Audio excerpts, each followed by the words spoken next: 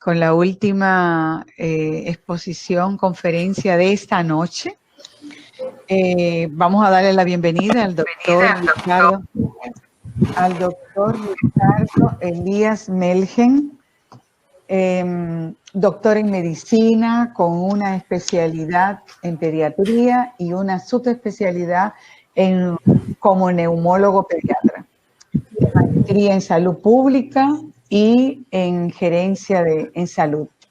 Docente de la residencia de pediatría y neumología pediátrica en el Hospital Infantil Dr. Robert Villabrán.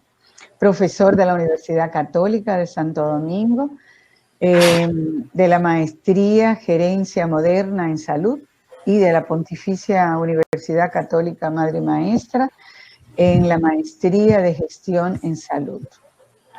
Es investigador asociado en el Centro Nacional de Investigaciones de Salud Materno-Infantil, Dr. Hugo Mendoza, CENISME. Actualmente es el director de la Dirección de Gestión de Salud de la Población en el Ministerio de Salud Pública.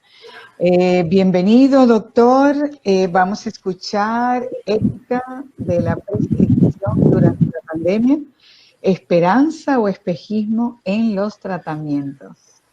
Gracias, doctor, y bienvenido. Gracias, Selma. ¿Se oye? Bueno. Perfectamente se escucha. Lo que no veo es la presentación.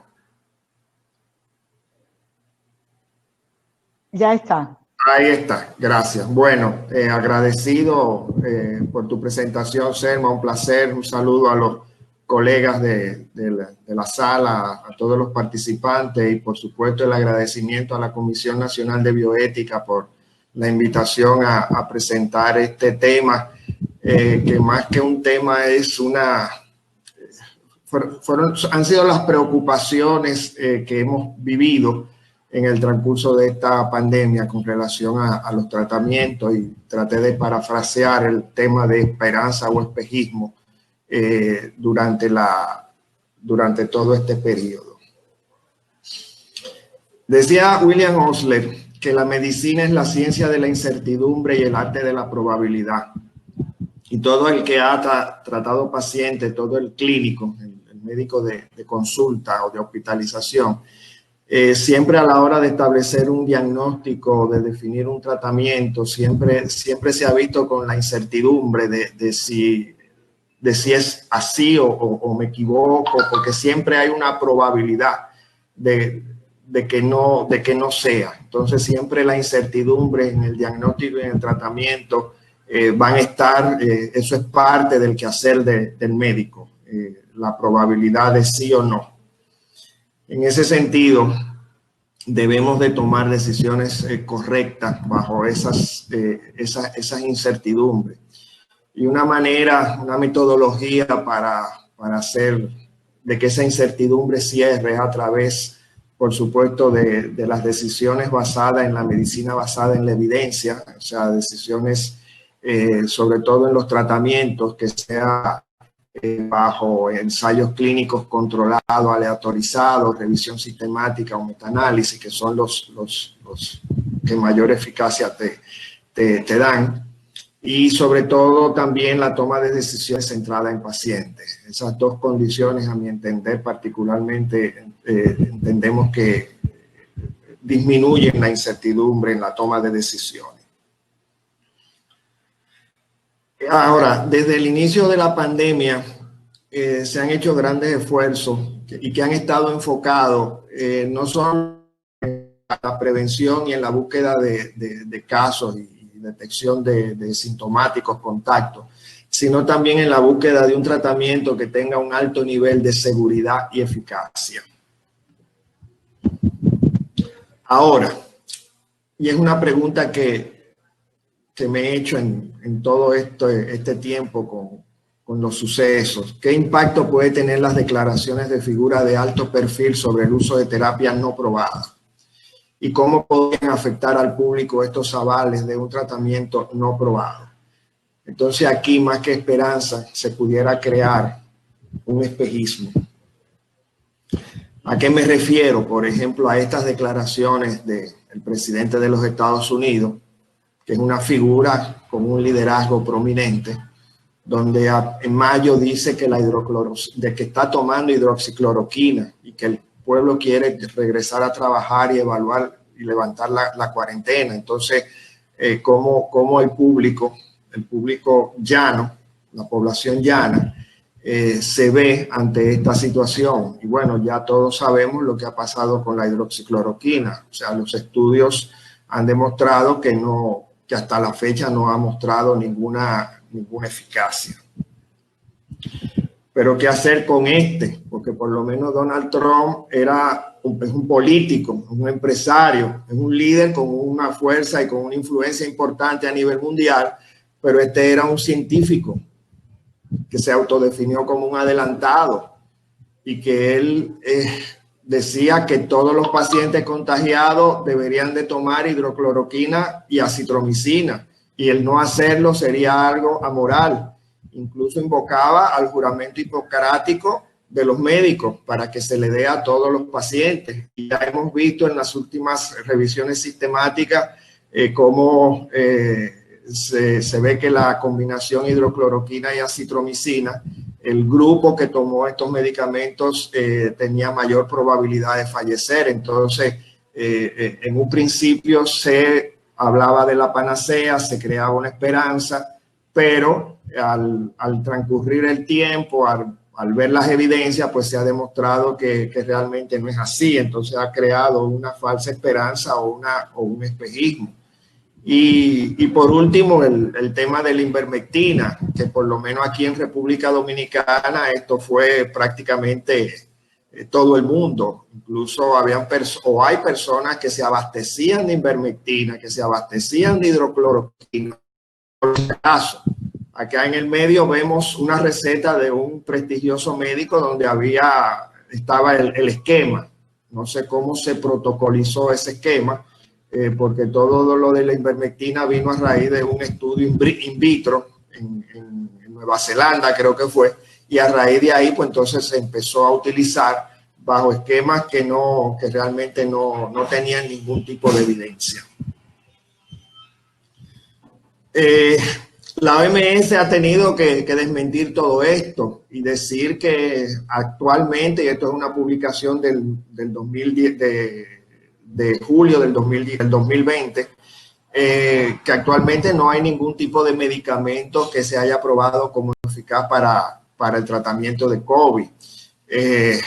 Pero también ahora está la situación con el estudio de solidaridad, que por un lado ellos dicen, aunque no ha sido todavía revisado por par ni ha sido publicado, pero aparentemente ninguno de los medicamentos que se investigó tiene prueba de eficacia, tiene evidencia de eficacia. Pero por otro lado, la FDA dice que el Remdesivir sí demuestra eficacia. Entonces, ahí está la población, ahí están los profesionales médicos, entre la duda que dice la OMS una cosa y que dice la FDA otra.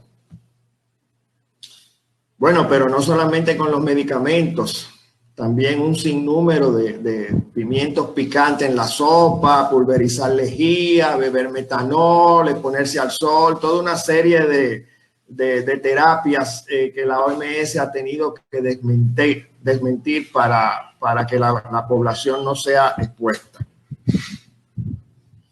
Entonces la pregunta es, ¿se debe prescribir un fármaco sin comprobar su efectividad real y crear falsas esperanzas en el uso de tratamientos que aún su evidencia no ha sido demostrada? Entonces aquí pasamos no solamente de la ética de la esperanza, sino también tomar en cuenta lo que es la ética de la responsabilidad. Pero responsabilidad no solo para la prescripción, sino también para la investigación científica y sobre todo la publicación de los resultados obtenidos. Vemos la publicación del Lancet, donde tuvo que ser retirada porque decía que un medicamento era efectivo cuando realmente no lo era. Entonces eso contribuye a crear espejismo. Y bueno, la red de comités y comisiones nacionales de bioética de América Latina y el Caribe de la UNESCO planteó que es un deber ético hacer investigaciones durante de pandemia a fin de mejorar la prevención y la atención sanitaria de las personas, y que las investigaciones deben de llevarse a cabo imperativamente y ser lo más rigurosa posible en su diseño y metodología, con un valor social y científico, y no causar daños evitables. O sea que la investigación dentro de una pandemia está altamente recomendada. Ahora, el otro tema es la ética de la prescripción. Cómo nosotros como médicos actuamos, con una prescripción razonada o por una prescripción inducida. O sea, si por un lado hay un líder político, por un lado hay un científico, por un lado hay médicos prominentes o investigaciones que no son de la calidad suficiente, podemos ser inducidos por esos resultados. Entonces también tenemos que entrar en la ética de la prescripción. Y una prescripción ética tiene como objetivo fundamental buscar el máximo beneficio de los pacientes a la vez de minimizar el riesgo. Entonces, dentro de la prescripción ética nosotros podemos mencionar por lo menos estos tres principios. El principio de no maleficencia, que exige no hacer daño al paciente con nuestra prescripción. El principio de beneficencia, buscar el mayor beneficio para el paciente, y por ello estamos obligados a prescribir correcta y basada en lo posible en pruebas científicas. Y sobre todo el principio de autonomía, que obliga a respetar la elección de un paciente bien informado sobre las alternativas terapéuticas que se le ofrecen. Mencionamos también el concepto de prevención cuaternaria. Es importante tomarlo en consideración en estos momentos, que es un conjunto de actividades que intenta evitar, reducir y paliar el perjuicio provocado por la intervención médica, o sea, el principio de no hacer daño. Nosotros con el exceso de medicación no demostrada causamos un daño terrible. Y en conclusión, para ir ganando tiempo, la situación emergente del COVID-19 ha determinado la toma de decisiones apresuradas y controversiales con base en estudios cuestionables y con baja calidad. La autorización anticipada de medicamentos expone un problema conocido, y a pesar de que la agilidad regulatoria es necesaria, la velocidad no debe sobreponerse a los patrones básicos éticos y de confianza en la evidencia. El desafío es, y sigue siendo, conciliar la urgencia de actuar con la generación de nuevos conocimientos y su aplicabilidad en el marco de la mejor evidencia disponible. Cualquier uso experimental de fármaco debería realizarse con un protocolo definido y una rigurosa recopilación e interpretación de datos, y dentro del marco de un ensayo clínico. Y por último, la influencia negativa de actores que han impulsado e implementado estrategias sin considerar la opinión técnica de las instituciones sanitarias, la influencia de las redes sociales y de los medios sobre la población en general hace necesario propuestas de información entendible dirigida para hacer que el mensaje basado en evidencia llegue al público con vista a disminuir la automedicación. Muchísimas gracias y estamos disponibles a cualquier pregunta.